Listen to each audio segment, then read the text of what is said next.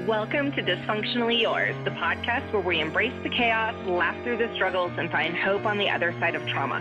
I'm your host, Brittany, and if you've ever felt like your life was a beautifully messy roller coaster of dysfunction, trust me, you're in good company. Here, we'll have real, raw, and sometimes ridiculous conversations about mental health, relationships, and healing, because let's be honest, life isn't always pretty, but that doesn't mean we can't come out of it stronger and maybe even smiling.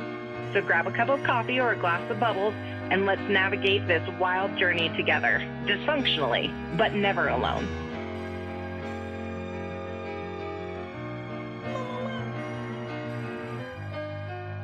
Welcome back, friends, to another episode of Dysfunctionally Yours, and I am Brittany. Happy New Year. I hope everybody was safe and didn't make horrible life choices. Or at least if you made horrible life choices, you were safe. I guess one does not necessarily mean the other. But happy freaking New Year.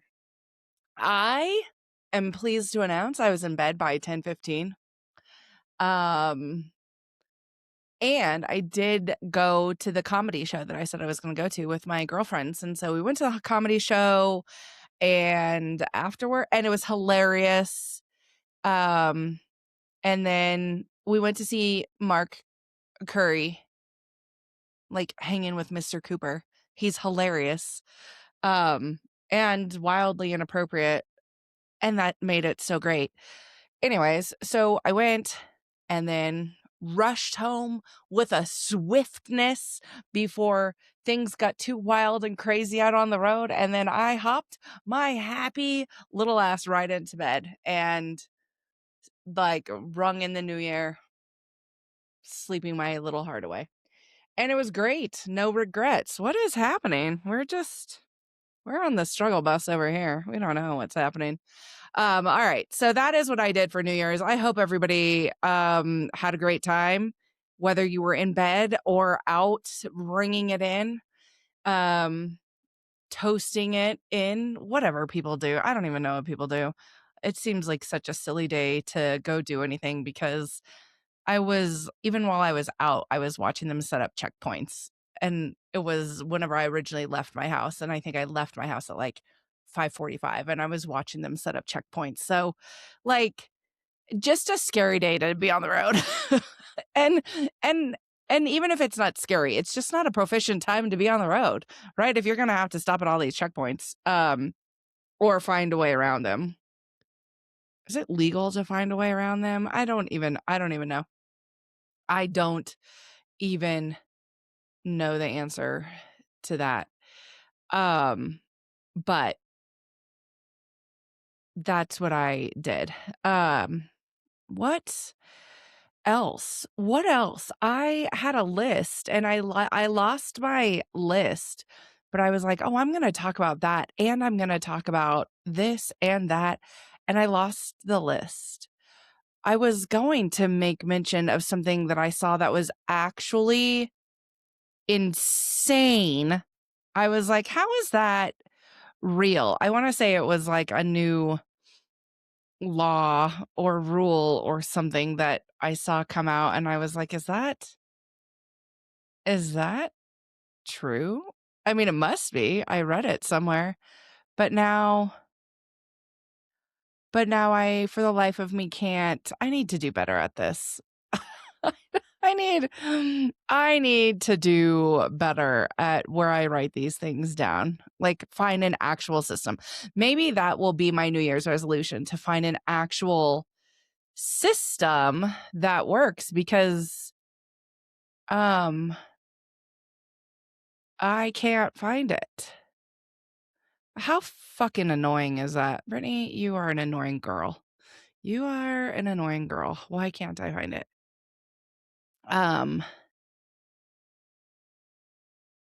Yep. Of course, it doesn't even show up on my like history. How? Why not? That seems stupid. All right. Well, I guess we give up. Okay. You know what? Fuck it. I guess that wasn't meant to be to talk about. What is my ache and relief of the week? My ache of the week is that. What is my ache of the week? Well,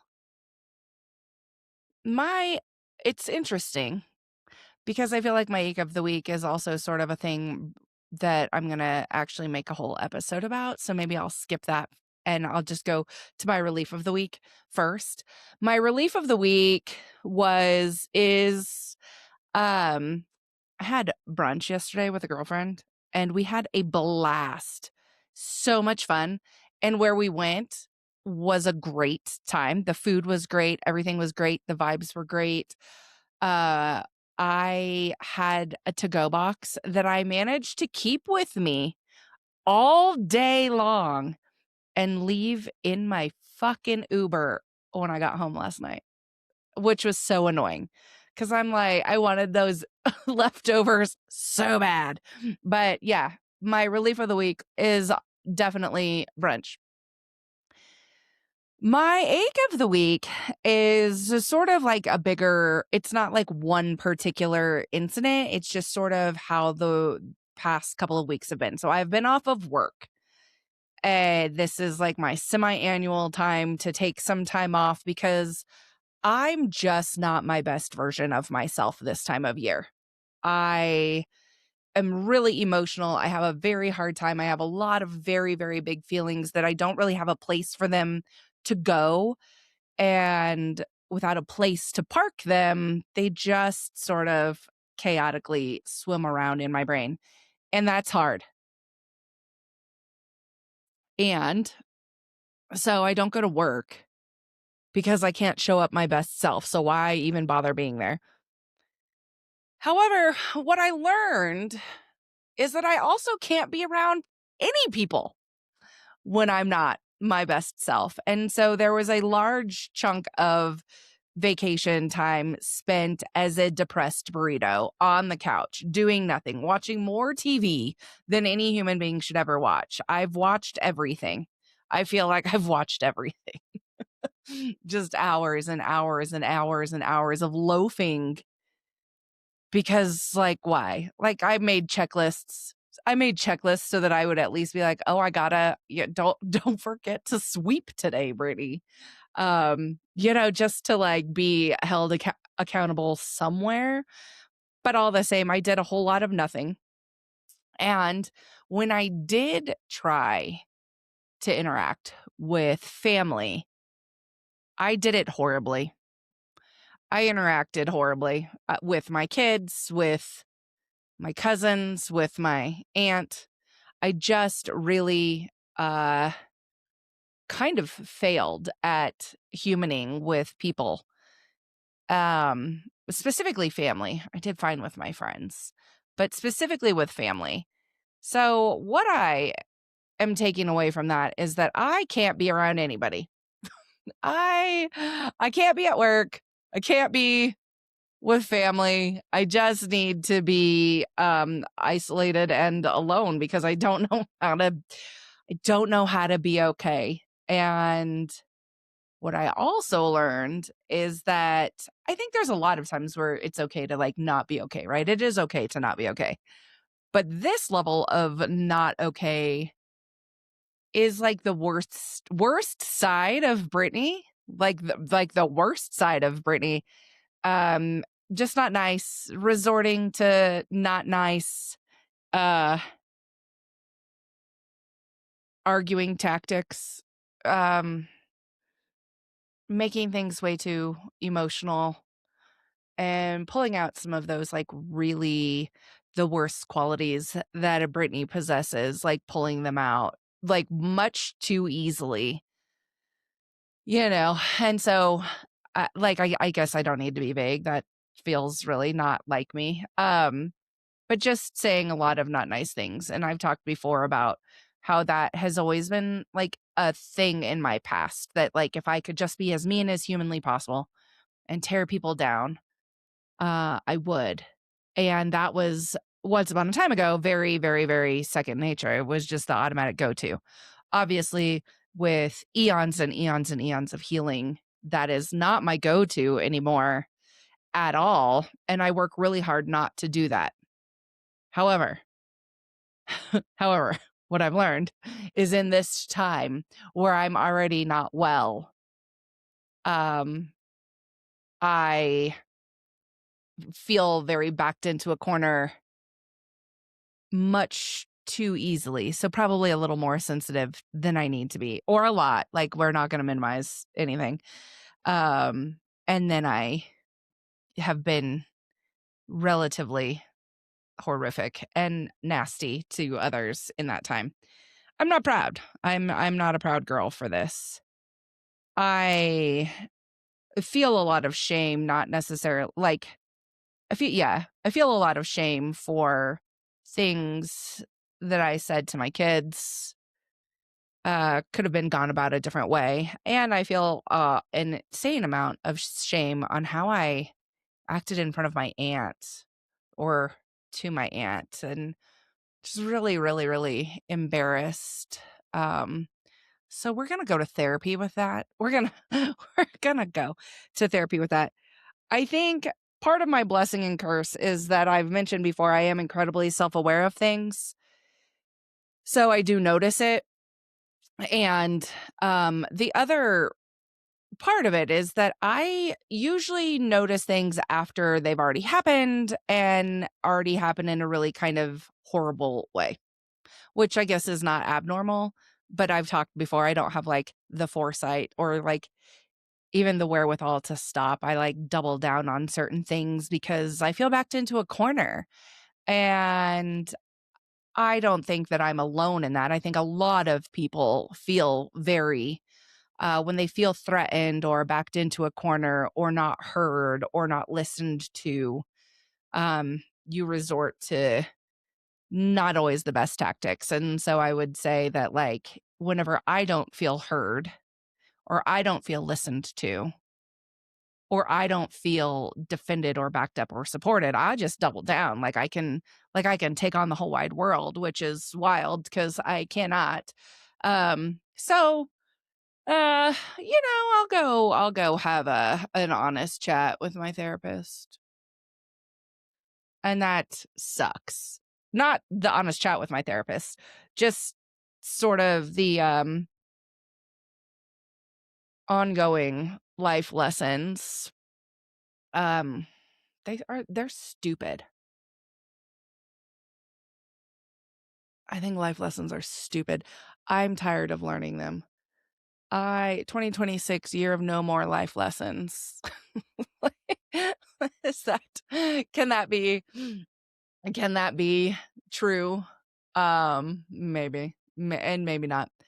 Anyways, I also I saw a thing on the Tickies of Talks about like a January decluttering session and getting rid of, whether it's to trash, to donate, or whatever, but getting rid of an item for every day that it is. So if it is January 10th, you get rid of 10 items. If it is January 20th, you get rid of 20 items. Does that make sense? Yes. I'm sure you're all nodding your heads. Yes, Brittany, that makes all the sense in the world. Except doing it in reverse. So instead of January 1 getting rid of one thing, getting rid of 31 things. So then come January 31, you're able to just get rid of like one thing. Ideally making it slightly easier each day as opposed to getting harder and harder. And then at the end being like, what on earth do I still get rid of? So I have started this. I've started this trend, and the safest place to start it was in my closet. My closet, I am forever just holding on to things like clothes. I am 100% that person that is going to hold on to clothes that don't fit because one day they're going to fit again. And that might be true. One day they might fit again. And also, why do I want to put my old things back on? Let me just go buy new things. Let me go buy new things. I don't need to hold on to this for 100 years. Or if I haven't even worn it, I have stuff that I legit have not worn since I moved to the state of Colorado. 4 years ago, 4.5 years ago almost, I have not worn, and I still have it. Like, why? You're not even wearing it. Whether it fits or not, I don't even wear it. And so I'm like, okay. So the closet is the safest place for me to get rid of things. So I have definitely been doing that. I am posting a little bit of that, not daily because it's not actually that exciting, but like I am posting a little bit of that on TikTok. I encourage everybody to join this like decluttering challenge. It also, I haven't taken down the tree yet. That was Friday's goal, failed on Friday. It was Saturday's goal, opted to do brunch instead. It was Sunday's goal.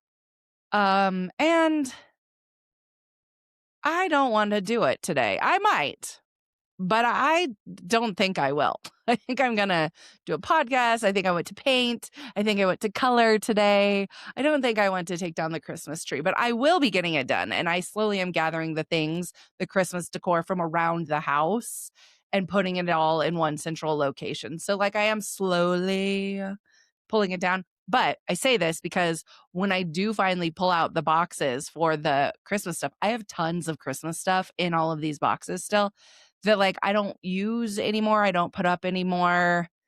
And they just sit in the boxes and take up space. So that is absolutely going to be able to like help get rid of shit as well, is going through that. And so how cool is that I actually get to declutter a thing that's usually in storage and I would never take out of storage just to do. So work smarter, not harder. And it's going to be helpful because every year I'm like, I'll just get rid of it whenever I unpack it. And then I'm like, I'll get rid of it when I repack it. And then I don't do any. So now there's a method to the madness this year and it's going to work. And so I have gotten rid of like already over like 100 things in the first handful of days. So that's cool, right? Or donating. Most of it right now has been just like legit trash. I've gone through and just thrown away things that, I wouldn't give away, I wouldn't donate or whatever, and definitely don't need anymore. And it's like well past its prime or whatever. And then there's a small donation pile starting. It will get bigger. It will get much bigger. But that is what I'm doing. And then I just need to figure out where I'm going to donate it. You read all of the things. I used to not think anything of it. And I'd just be like, I'll donate here and not think anything of it. But then you read so much anymore about like how wasteful even like Goodwill or donation facilities are, that they get all these donations that they aren't able to do anything with. And so I want to do a little bit more like intensive kind of research when I'm donating, as not to just continue to be part of the problem just because it makes my life easier. So I don't know if anybody knows or has a really good, it like is already aware of this, right? I know some people are already thoughtful and intentional about this and do things way more often than I do. But if you know, let me know. And I might take you up on it or that idea. Okay. So that is my fun January decluttering thing. I know that was a very long ache and I sort of rambled a little bit. But so if I circle back to the ache and sort of what I wanted to talk a little bit about for the episode itself, I wanted to talk about like grace and forgiveness and what that looks like. Because I do genuinely think it looks different for each and every situation. It looks different for each and every type of person. And so I don't think it's certainly not a topic where it's like one size fits all. But I think I could speak to it a little bit. So I would say, myself personally, I'm a pretty forgiving person.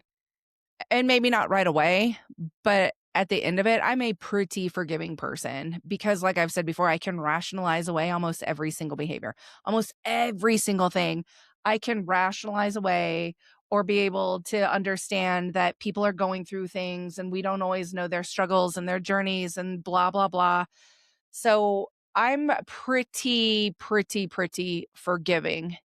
I think another part of that is I'm pretty forgiving because I also know that I too am an incredibly flawed person.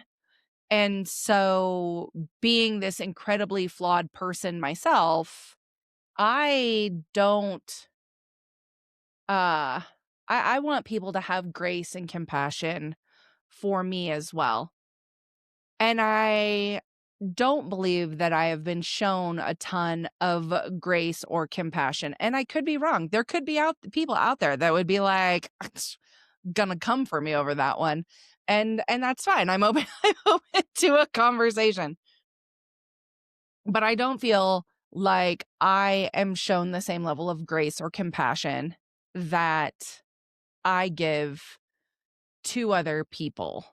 Um, and that can be very, very hard to be held to like different expectations. And I speak like a lot of that is like comes from how I was raised. A lot of that is like my own parents, my own father, the rattlesnake, things like that. So I don't think that there was a lot of grace or compassion given to Brittany from them. And so then I kind of walk around believing that is true for everybody else in the whole wide world. And then also wanting to be able to be a person that gives a lot of grace and compassion, forgiveness to other people. Because like I said, people, we don't know what they're going through on that day. That could be very out of character, or is that like habitual for their character? Who's to say? But I think looking at all of those areas, I think that they matter. Um, and I grew up in a household. I've mentioned it early on in the podcast. I grew up in a household where like the rattlesnake can hold a grudge like it's nobody's business. Just like we'll take it to her grave.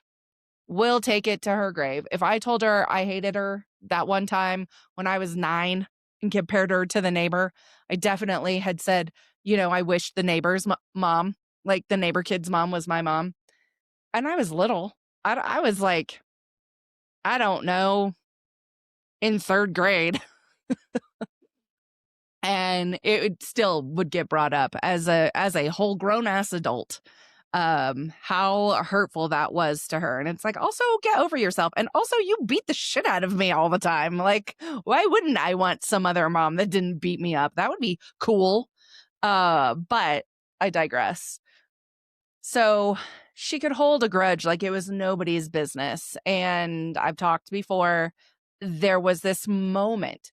There was this moment in time. I was actually in the courthouse with my brother, and I just sort of watched her be so consumed by her own anger and hatred and things like that, that it was like, I won't do that. That level of like grudge holding, I will never do that because it makes you old and angry and crabby. And I didn't want to do that. And so that was this aha moment about what holding a grudge could possibly do to you. And I was like, that's not gonna be me. And I've worked really hard to not do that. Again, do I maybe go too far the other side? Possibly, or maybe not enough. I don't know. I'm human. But I go in to say all of this because I don't want to hold a grudge. I really try hard not to. Life is much too short. You never know. You never know when your last conversation with somebody is going to be the last conversation with somebody. And I know firsthand what that looks like and feels like. I remember the last conversation I had with my brother so vividly, so vividly. And it was such a great conversation. I know the exact last words that I said to him. I remember the entire experience. I know the very last texts that were exchanged. And I know what a relief that is to me in those moments, that I can honestly and proudly repeat those things. Like I can repeat that conversation and there's no guilt or shame from that. I know that not everybody can say that. I know that that is not a true statement for everybody. And I would hate to be in somebody else's shoes and not be able to repeat the last things that were said and let that be it, like let that eat you up. So while I didn't ever want to hold a grudge after Chase died, I really, really then made an effort at that point to make sure that like I did the best that I could to have positive interactions because I don't want to be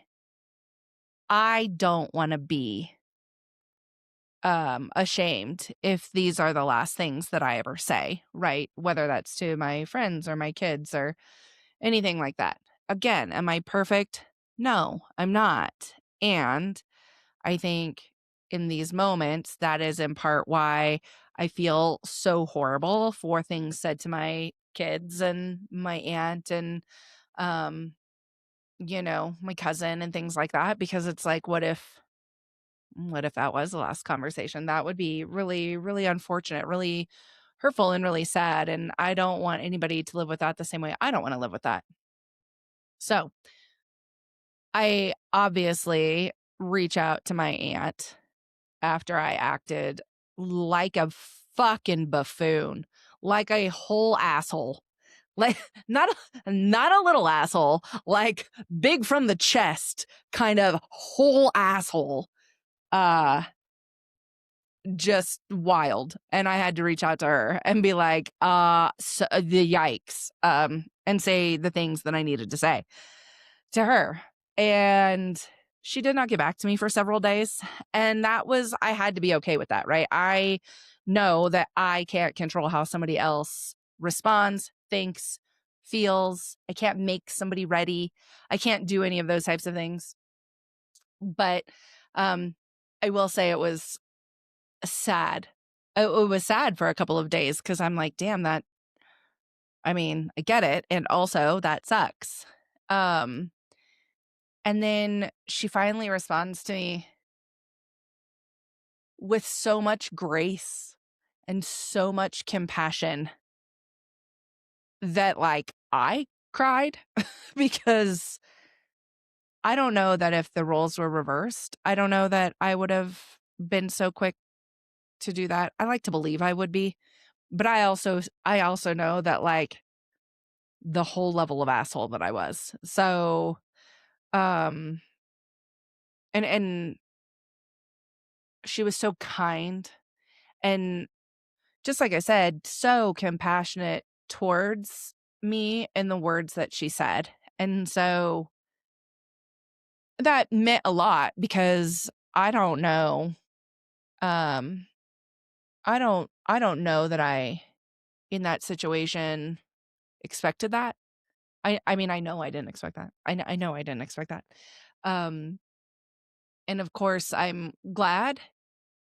But when you're not used to being shown that level of like compassion or grace or empathy, um, that it feels different. It feels very like I was really unexpected. Especially after I hadn't heard from her for a couple of days because I was like, oh well, that was I have quite a quite a way of driving people into a wall, don't I? Uh and I really felt like shit, like real ashamed, but like really like, damn, that sucks. Why to this woman who's never done anything to me ever, not done nothing but be so kind and lovely, and taking care of me whenever there wasn't another adult to take care of me, right? So, um, it just meant a lot. And I think it allowed me also to forgive myself because I think there's a little bit of I think whenever we act a fool or whenever we messed up, misstep and mess up, those when we do those things, sometimes it's really hard to forgive ourselves, and then we get a little self-loathing and self-deprecating over it, honestly. And I expect better of myself as well. And so whenever I let myself down, it's not always about letting other people down. Sometimes it's about letting myself down and being like, damn, I acted a whole horse's ass, and that's disappointing. It might be disappointing to you, but it's definitely disappointing to me because I don't pride myself on acting a fucking fool. Like, that's just not that's not something I take pride in. I don't like the way it feels the next day. Like, the amount of sleep that I've lost over it is actually wild. So learning to also, like, forgive others is great, but then you do have to remember, like, you have to be able to, like, forgive yourself as well. And I think learning to forgive yourself is tough, right? I have higher expectations of me than mm, anybody else. I mean, other people might have high expectations of me, but also, like, you don't live in my space. I do. So I have incredibly high expectations of myself. And I like to believe that I'm pretty compassionate with myself. And even when I'm not, I go to therapy and my therapist is. My therapist is like, yes, you're human, Brittany. Yes, you're human. It's okay. Um, but it's hard to be human. It's hard to be human. It's hard to be human. But I say all of these things because I think if I look at the entire year, the time I act the worst is in July, in the summer. Yikes. Brittany is a mess in the summertime. And then at the holidays, at Christmas time. And so those are the times that I take off of work.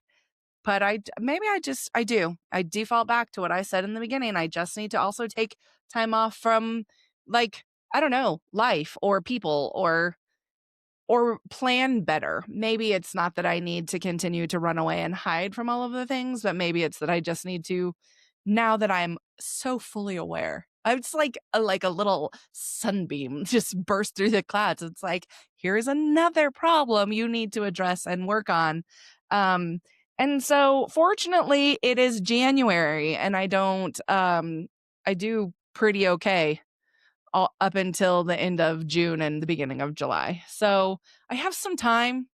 I have some time to work on it. And we'll all get there. I know this was sort of all around the board, but I do hope that if you take anything away from this episode, that it is several things. It's okay not to be okay. It is not okay to be a whole ass asshole. And when you are, it's okay to do some work on that and ask for forgiveness from yourself, from others.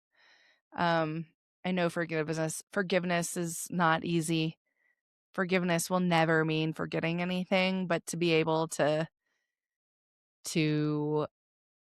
treat others how you would want to be treated, but then to also be able to treat yourself with, you know, a little bit of grace matters as well. So I hope that you will be able to forgive where you need to forgive, whether that's other people or it's yourself, and then do what needs to be done to make it better so that it doesn't continue to happen over and over again.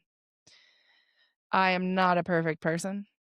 I will continue to strive to be a better person yesterday than I was today. Yesterday? Today than I was yesterday.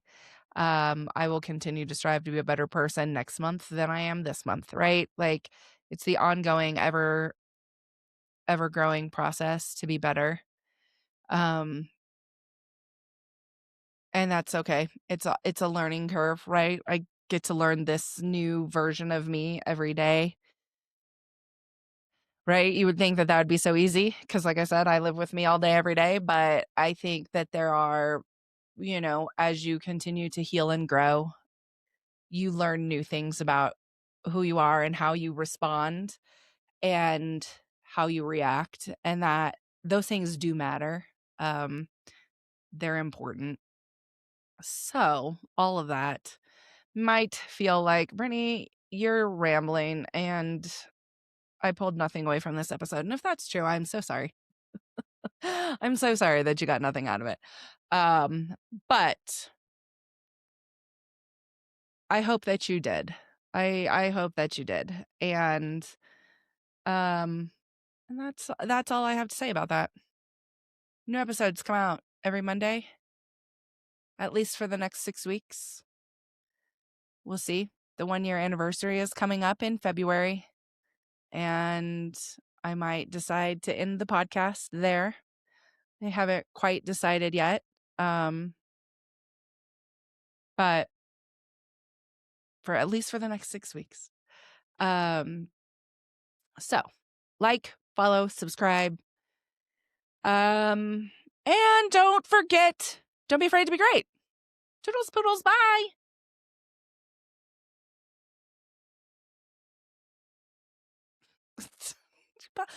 Bye.